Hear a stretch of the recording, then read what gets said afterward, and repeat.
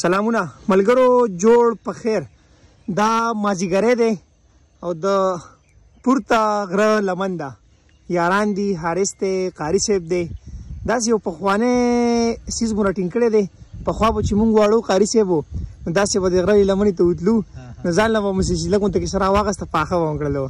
نو تا نن هغه څیز رانیولی دی موږ دې لاس رانیولي یو او دې خوا دې راوستو نو دا تاسو کتی شئ کلیوال ماحول دی او قاري صاحب هم را سره دی قاري صاحب ته د دې باره کې څه ویل غواړې بس وطنزاره مونږ خو په دغې هڅه باندې لګیا یو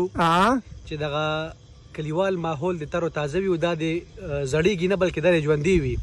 دا کلیوال ماحول دی او دغه د یارانو دغه مینه محبت یو بل سره ژوندي وي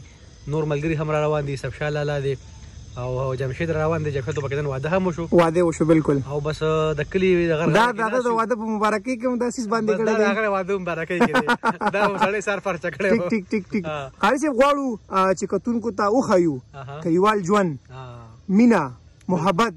امن د دې یو بیله مزه وي ژوند کول دي او ژوند دومره ګران نه دی خو دومره اسان هم نه دی خو ځان ته به دومره ګرانه هم نو او ژوند به په ښکلي طریقې سره کوو ډېره مننه والسلام